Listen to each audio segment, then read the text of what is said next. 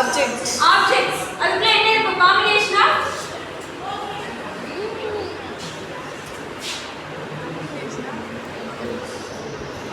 data and functions. சரிங்களா? variables இருக்கும், கீழ function இருக்கும். அந்த variables இந்த functions access பண்ணனும் சொல்லிருக்கோம்.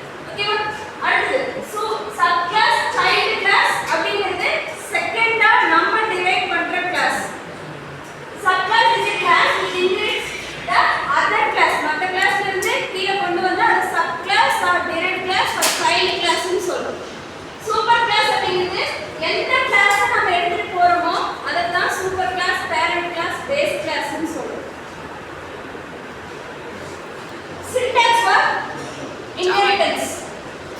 Class, subclass name இப்ப டெரைவ் பண்ண போற கிளாஸ் அப்படி. Externs அது வந்து கீவேர்ட். இத ஜாவால இப்படி கொடுத்திருக்கோம். Externs super class name.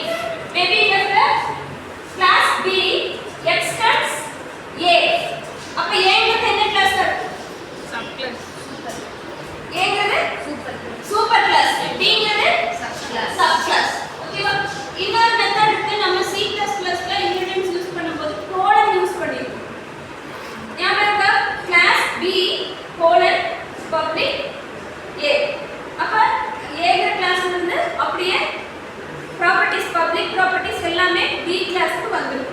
ஓகேவா? அது வந்து C++ ல நம்ம பார்த்தோம்.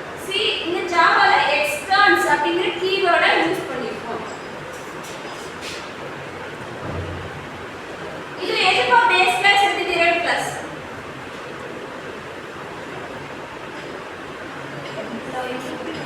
Employee base class. அதுல இருந்து புரோகிராமர் இருக்காங்க. எம்ப்ளாயில நிறைய டைப் ஆஃப் எம்ப்ளாயி இருப்பாங்க. பட் எம்ப்ளாயி எல்லாத்துக்குமே எம்ப்ளாயி ஐடி இருக்கும். அந்த எம்ப்ளாயி ஐடி புரோகிராமராகவும் இருக்கலாம். ஆமா தானே? வேற என்ன எம்ப்ளாயி இருப்பாங்க? புரோகிராமர், டெவலப்பர், சம்திங் ஏதோ அவங்க எல்லாரும் எம்ப்ளாயி கிளாஸ்க்குள்ள வந்துருவாங்க. ஆமா தானே? அப்ப புரோகிராமருக்கு தனியா கிளாஸ் கிரியேட் பண்ணிட்டோம். அந்த எம்ப்ளாயி ஐடி எங்க யூஸ் பண்ணிப்போம்? மேல பேஸ் கிளாஸ், எம்ப்ளாயிங்கிற பேஸ் கிளாஸ்ல salary அங்கிருந்து நம்ம யூஸ் பண்ணிப்போம். ஓகேவா? இது டைப்ஸ் ஆஃப் இன்ஹெரிட்டன்ஸ்.